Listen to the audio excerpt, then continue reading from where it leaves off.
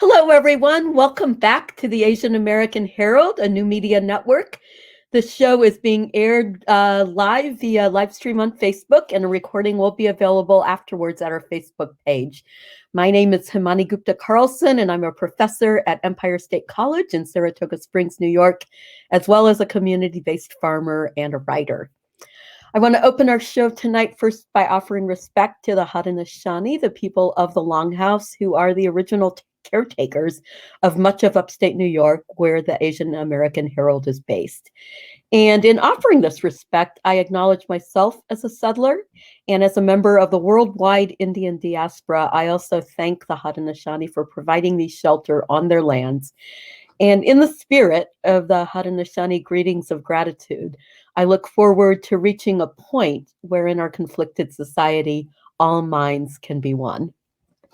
So our guest tonight is Ian Reifowitz, author of the book, The Tribalization of Politics, How Rush Limbaugh's Race Baiting During the Obama Presidency Paved the Way for Trump. Reifowitz is a professor of historical studies at SUNY Empire State College, which actually makes him my colleague. And he is a contributing writer to the political blog Daily Costs. He also has written two other books, including Obama's America, A Transformative Vision of Our National Identity, and Imagining an Austrian Nation, Joseph Samuel Bloch and the Search for a Multi-Ethnic Austrian Identity. So Ian, welcome to our show. Thanks. It's really a pleasure to be on here and talking with you. Yeah. And I just want to actually start by noting that as colleagues in the Historical Studies Department at Empire State College, we don't really get to talk history as much as perhaps we would like to. When we meet, we tend to be talking about department policy, curricular guidelines, general education reviews, and things like that. So it's really nice actually to have you here tonight to hear about your scholarship and learn more about that.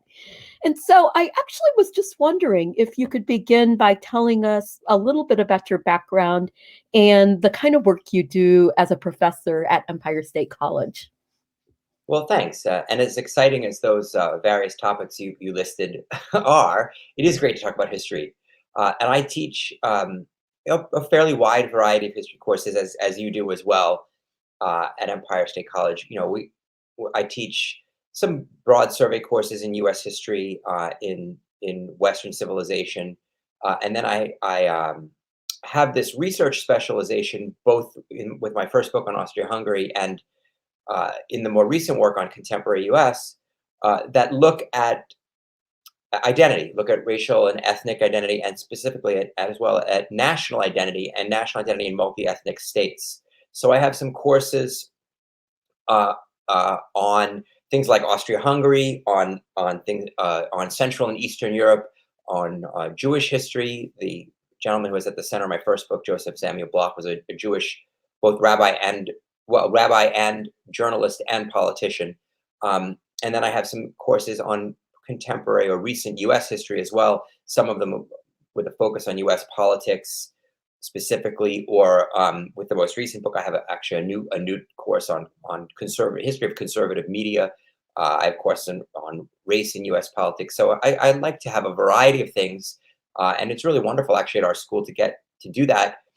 Had I gone to a traditional college, I would have been sort of probably pigeonholed as a scholar of Central Europe and a teacher of Central European history, or maybe if I was lucky, modern European history, and I wouldn't have had the opportunity to explore the teaching in these other areas of interest, and maybe I wouldn't have even had the sort of open prospect to pursue research in something like the contemporary U.S. The parallels are there. I mean, I started out looking at a multi-ethnic society in the late 19th, early 20th century, and I'm now looking at a multi-ethnic society in the 21st century that is grappling with some similar issues, not exactly, but some similar issues. And I think that's really where my interest has always been, how diverse societies, how ethnically diverse societies grapple with diversity, with the attempt to kind of cultivate or create some kind of unifying national identity that can bring together citizens of a single state.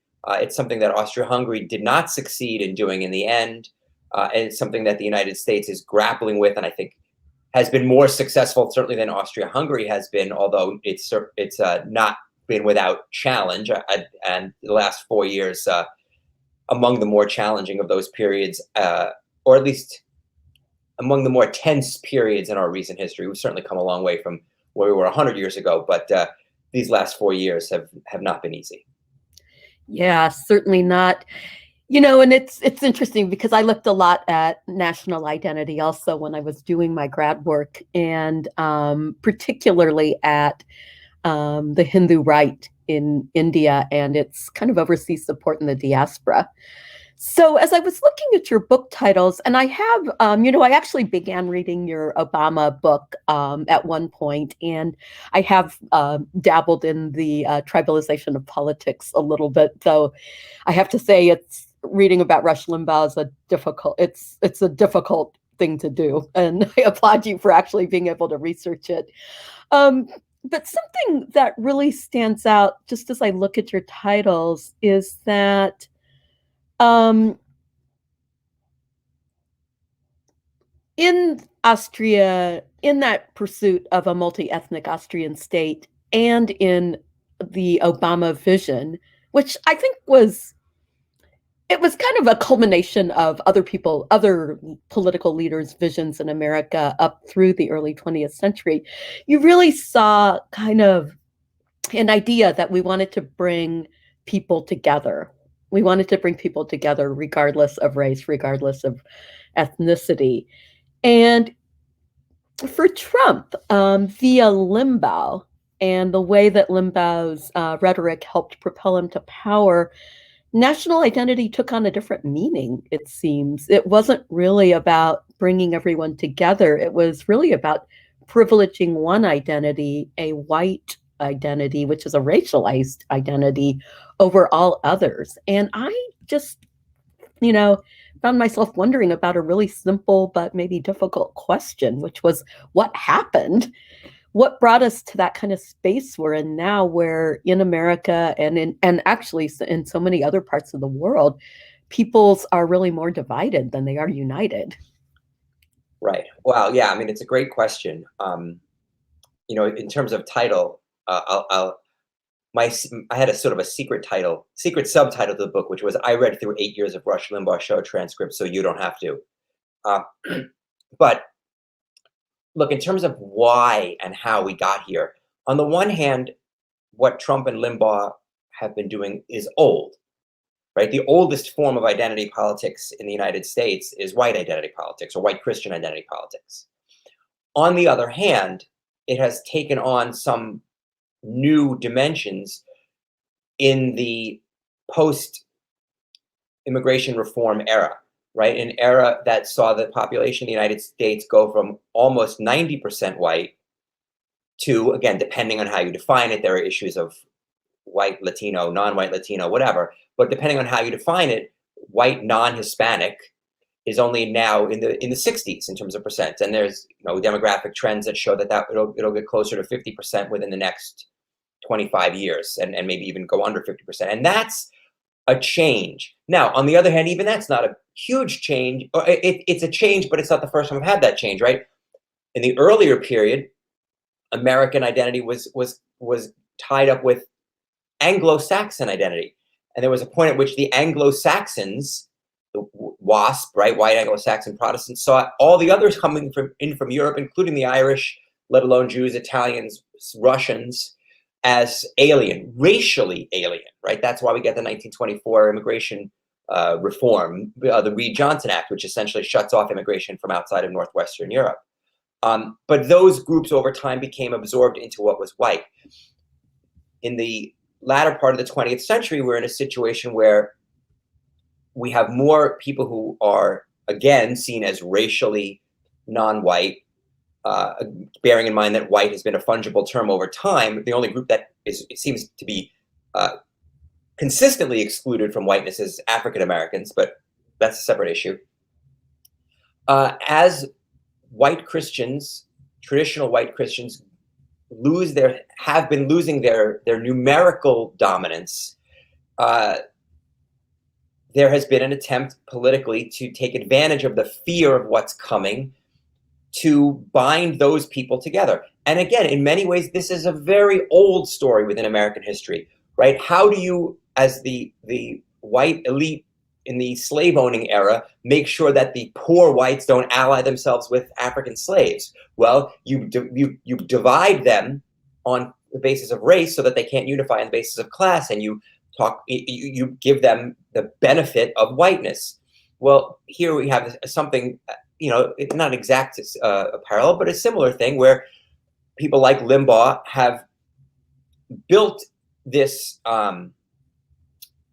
ideology around shared whiteness or white Christian, for the most part, white Christianity, and a fear of the other. Now, it's easy to say that Trump came along and was the first person on the political arena to do this, but he really wasn't. Ronald Reagan did it in the 60s. Nixon, even before Nixon and the Southern Strategy, Ronald Reagan was doing it in the 60s. Reagan did it even more explicitly in the 70s and into the 80s. We had Willie Horton in 1988. So when Limbaugh comes along, I think for a while you had Limbaugh and others like him in radio and in the media, in the right-wing media, saying the quiet part out loud, while people like Nixon and later Reagan used dog whistle politics. The difference with Trump is that he's taken the quiet part out loud, that was something that was done on the radio and in the media, and now brought it directly into elective politics. Reagan didn't talk the way Trump did. He didn't have to necessarily. Trump is just less subtle. And so all of these things have been building over time, but really since the 60s, the Republicans have recognized that decided that their electoral success is hitched, or they've hitched it to some kind of white solidarity and fear of the other. And Trump is simply the first person to bring the ethos and the ideology, the naked ideology from somebody like Limbaugh, and bring it into the electoral sphere, at least successfully. George Wallace did it, more openly, but he was a fringe candidate. Trump managed to take over a party and then eke out an electoral college victory, something that brought Limbaugh's ideology center stage. And I think he couldn't have done it had not people like Limbaugh, but Limbaugh is the biggest voice, had the biggest audience, had they not laid the groundwork, paved the way, as I say in the book's title, for him. Yeah. It's interesting. There was a moment in early January, shortly, I think, before Obama was set to take office, and I was listening to FM radio, which is what I typically listen to, not AM radio, where a lot of the right-wing activity goes on. And I think it was All Things Considered, and Rush Limbaugh was being interviewed by an NPR reporter as a legitimate voice of the conservative right. And I sat there in traffic and wondered, how did he possibly become a legitimate voice? Because for all of the years that I had thought about him as a journalist, then as a graduate student, then as a PhD candidate, then as kind of a young teacher, early years teacher and a freelance writer, I had always thought of him as just that crazy voice out there who would never be taken seriously except by a few crazy people. And then suddenly he's like the right voice. Well, it's a great question. First of all, he's had the largest radio audience in the country every year that has been measured, going back to 1991.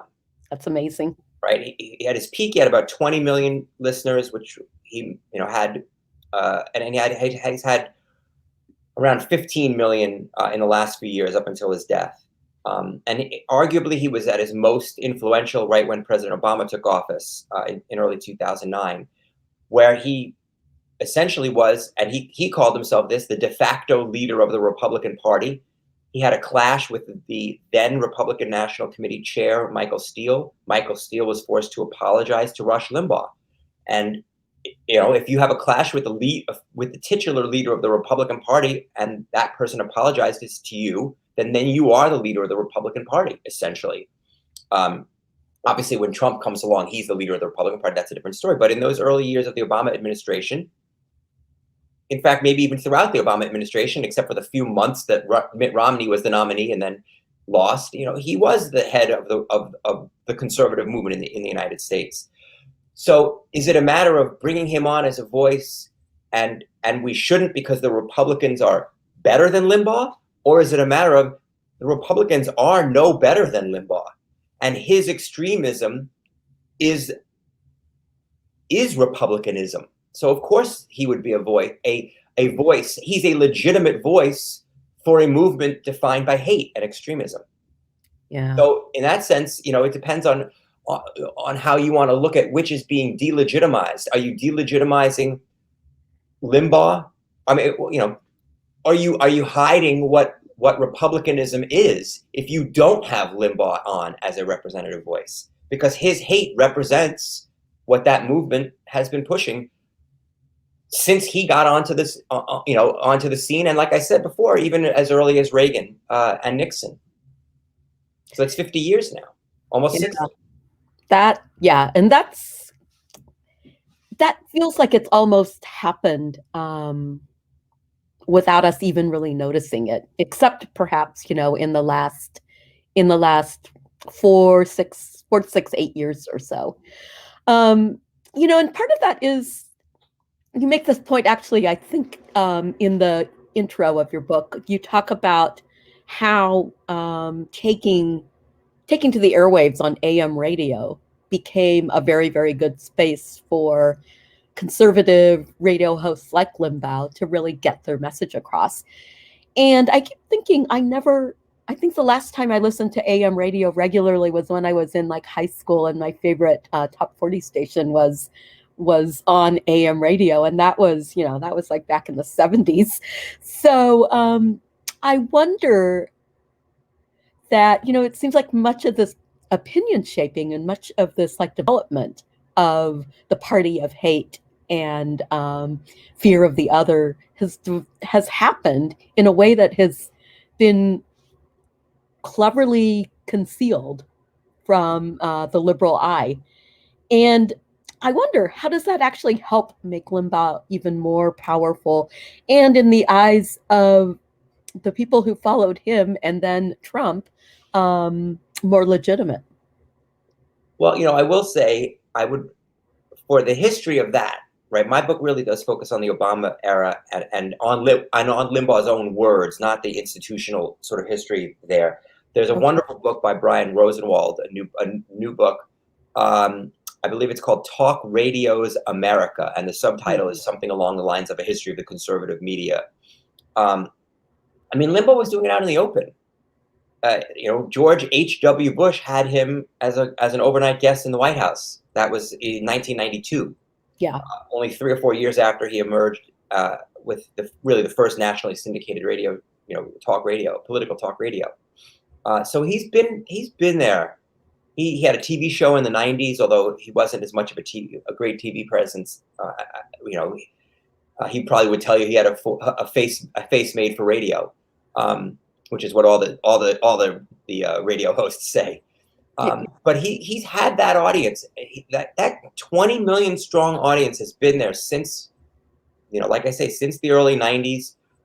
He was made an honorary member of the Republican House Caucus after the 1994 elections, where Newt Gingrich brought them into control of the House and the Senate. He has had his legitimacy through victories. He was seen as motivating voters, motivating people to come out and vote, motivating energy. Now, the one thing I would say is that he traditionally, earlier on, he would go with the Republican establishment in that he wanted the Republican Party to win. Mitt Romney or John McCain in 2008 may not have been exactly his cup of tea, but as long as theirs was the name on the ballot, he went with them. He was very lukewarm about Trump because Trump wasn't necessarily a doctrinaire conservative on the issues, on the policy issues that conservatives favored in the pre-Trump era. And the big divide in many ways was immigration. During the Obama era, when Obama and a bipartisan coalition, at least in the Senate, tried to push forth comprehensive immigration reform. George W. Bush had backed it. McCain had backed it. It ran up against these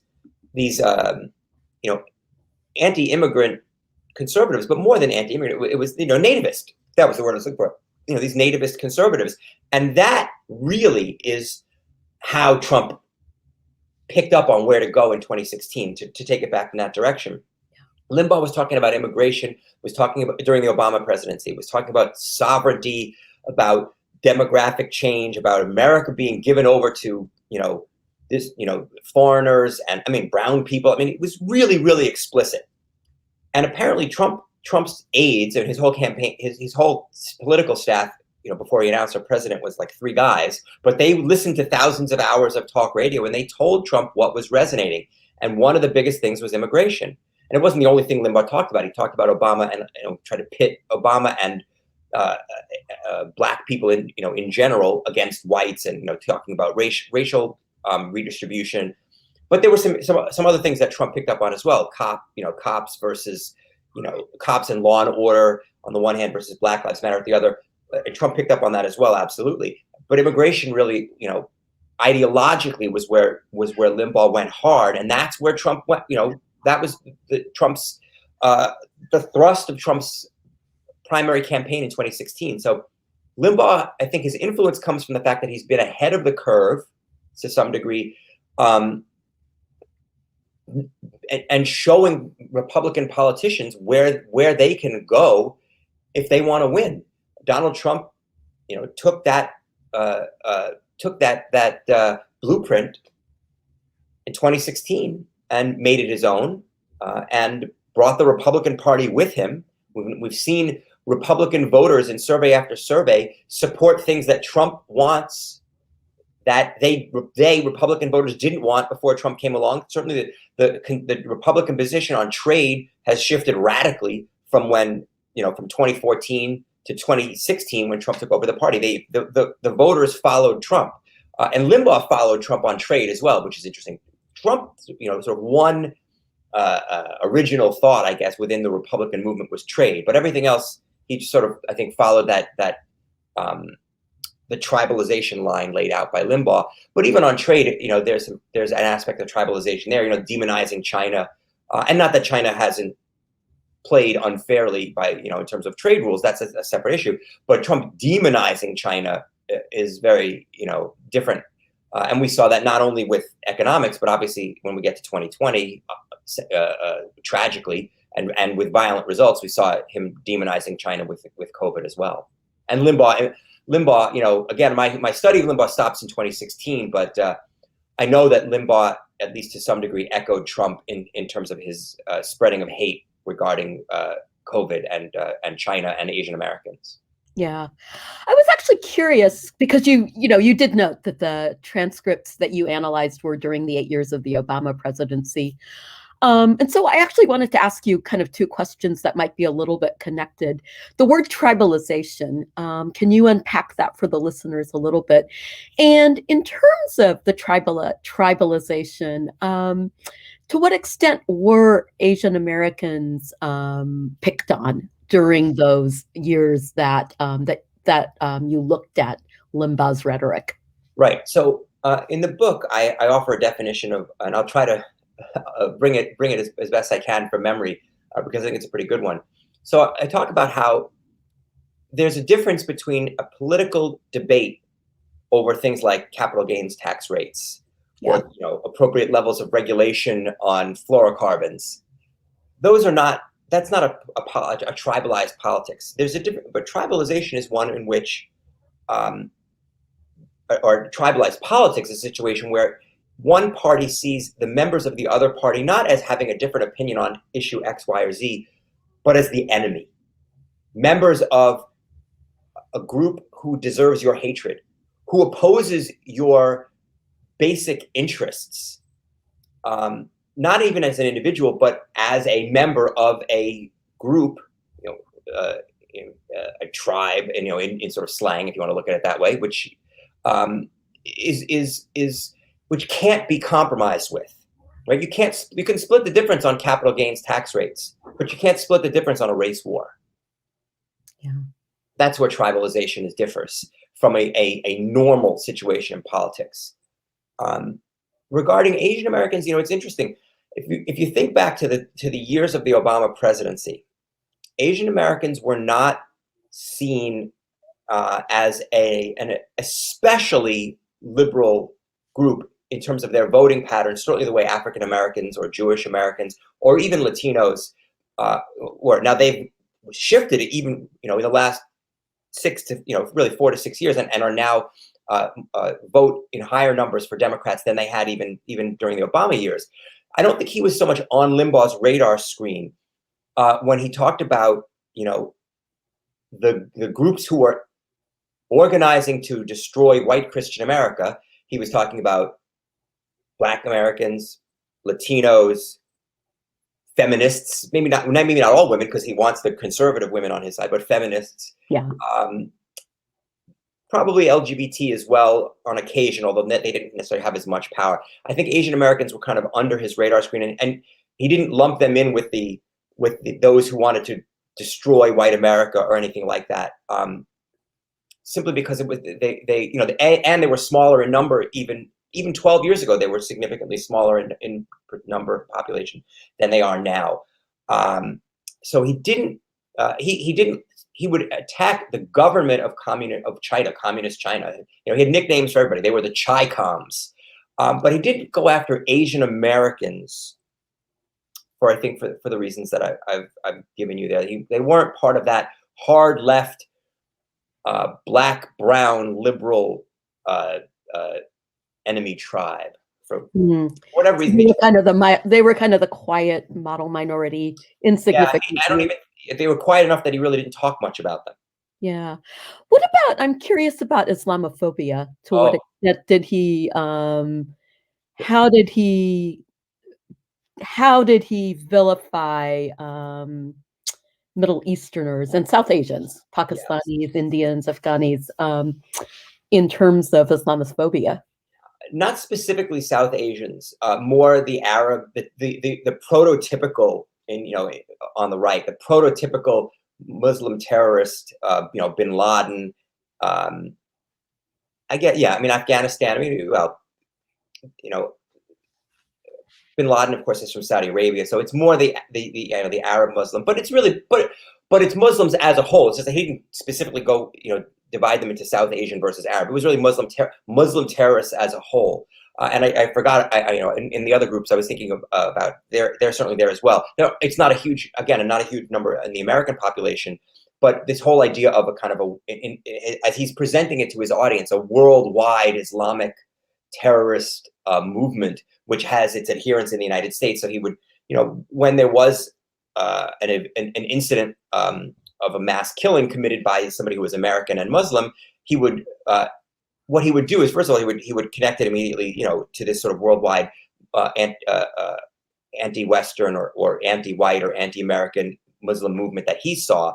And then the other thing he would always do is he would use it to paint President Obama as somehow anti-American, sympathetic to these Muslim terrorists, or even somehow a sort of a secret Muslim himself. He had long rants, which are going into the book, where he says, Obama says he's a Christian, but blah, blah, blah, blah, blah, blah, blah, blah. One off the top of my head, there was, after bin Laden was killed by U.S. forces ordered by Obama, right? Obama obviously is at this point the champion, if you want to look at it this way, of striking back again. All these sort of things that Obama could claim, and this is a day that Limbaugh almost has nothing he can really say about President Obama somehow sympathizing with Muslim terrorists when he's just had bin Laden killed. So what does Limbaugh do? He goes off on a little rant and he starts talking about how, well, U.S. forces made sure that they practiced the appropriate Muslim burial rituals for bin Laden's body. And then he sort of talks about this and he goes, well, Obama really always makes sure that he respects the Muslim religious rituals, but he doesn't really show the same respect for Christians, does he? And he even then he manages to twist it into Obama stands up for Muslims more than he does for Christians, and maybe he's a secret Muslim. I mean, and then at the end of the rant, he'll always say, "But I'm not saying he's a Muslim," right? because that's how he gets out of it. That's, I was just tweaking the media. Oh, I like to tweak the media. But of course, his audience knows what it's hearing. He was very good at the whole "some people say" game, or some people are saying Obama XYZ, which Trump obviously does as well. And he's also very good at, I was only tweaking the media. I didn't say Obama is a Muslim. I said whatever. This is how he operates, and he's able to be outrageous enough to be out there, but not so outrageous that he can be dismissed or canceled or whatever you want to call it. And he was able to maintain his status, even to be legitimate enough, to bring it back to what you said earlier, legitimate enough to be interviewed by NPR. Yeah. And, I'm just thinking about, just in my role as a teacher, I really feel like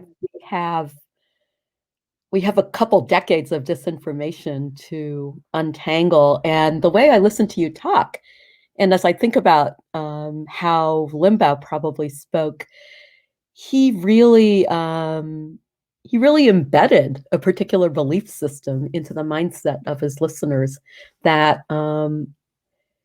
dove into many, many, many rabbit holes of the brain, it seems.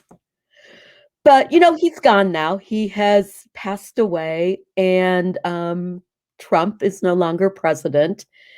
And I'm wondering, what's next? How can the nation detribalize? Wow. And that's the question everybody wants to answer. There are going to be voices out there doing this that, who will take up Limbaugh's mantle. They're already there. I mean, that's not a question. The question is, how much success will they have? Right? That's question one. And B, will Trump be able to continue to have the level of political success that he has had by tribalizing? Now, you can argue with how much success he really had. Yes, he became president somehow, but he never won the popular vote, never came close to it. He's the first president since Herbert Hoover to win the White House and then lose it, along with the House and the Senate in a single 4-year term. I think, sadly, the way our politics will become detribalized is only going to be if Republicans keep losing. Right? Nothing is tossed aside until it's a loser. And it's not going to be tossed aside because, for the next 4 years, because I think, the whole argument is there. And this is the brilliance, if you want to look at this, of Trump. He didn't lose. It was stolen. Yeah. So just give me another chance. And if you pass the right laws, the right voter suppression laws, well, then this time they won't be able to steal it from me. We will only be detribalized when tribalization is no longer a policy, an approach to politics that produces victory. Yeah. That's the answer. Yeah, that's a good point. I was listening. I do a lot of listening to books these days because I spend a lot of time driving. And I was listening to Isabel Wilkerson's book Cast a few months ago. And one of the points she made, and others have made this point as well, is that the Democrats in the presidential race have never won with a white majority. They've always won with some white votes and a majority Black, Latino, and Asian vote. And, if you twist the rhetoric enough, you could see how the election would be stolen when those so-called minority votes, the Black, the Latinx, the Asian, and then the liberal white vote ends up being larger than that conservative white vote that the Republicans have always enjoyed. So it's kind of scary. So we are actually out of time, but I do want to just ask you one final question, which is, you've been working on a really, really intense project in a really intense political time period. And you're very enthusiastic and still upbeat from everything that I see of you, at least. And so I really would like to know, how do you stay upbeat and what are your hopes for the near future? Well, the good guys are winning. They really are. I mean, if you look at the last 4 presidential elections, Barack Obama, Hillary Clinton, and Joe Biden all got more votes than their opponents, and significantly so. Now, the Republicans, obviously, McCain is not Trump by any stretch of the imagination. Even Romney is not Trump by any stretch of the imagination. But the Obama, Clinton, Biden, path, which is or ideology, whatever you want to look at it, which is about inclusion, about uplifting people, about opening opportunities for people, all up and down the economic ladder and across racial lines, has been getting more votes. There is going to come a point where we're able to make changes to the system so that getting more votes is enough to be able to actually win every time. But that's a different question. I do think it's a vision for the future. It's a vision that young people are embracing. I think time is on our side. We have to make sure we don't lose our democracy before then. But I am optimistic about the future. I know that that vision is one that gives me a more positive feeling about my connection to my neighbors, to my fellow Americans. And I think that's something that is going to appeal in the long run. Do we have any guarantees? No, absolutely not.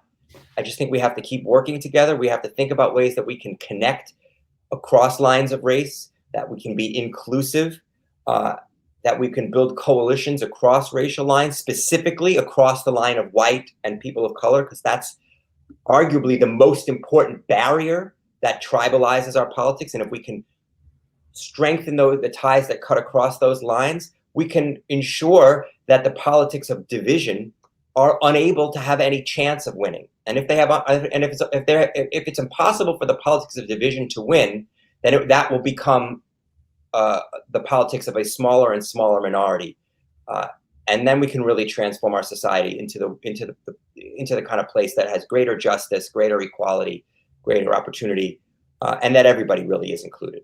Yeah. And that perhaps in the Haudenosaunee spirit of Thanksgiving gratitude, where all minds are one, come together as one. So divided differences of opinion, but not differences based on seeing the other as the enemy. Yeah. Well, thank you very much. And thank you everyone else for joining us this evening for our weekly Asian American Herald show. I'm Himanee Gupta-Carlson, and I've been speaking with Professor and author Ian Reifowitz. The Asian American Herald is a Facebook-based news media outlet dedicated to discussing topics and building community among Asian Americans in the capital region of New York and beyond. So please continue to send us your story ideas and look for the recording of this show on our Facebook page. Have a good evening, and we'll see you all again next Thursday. Thank you.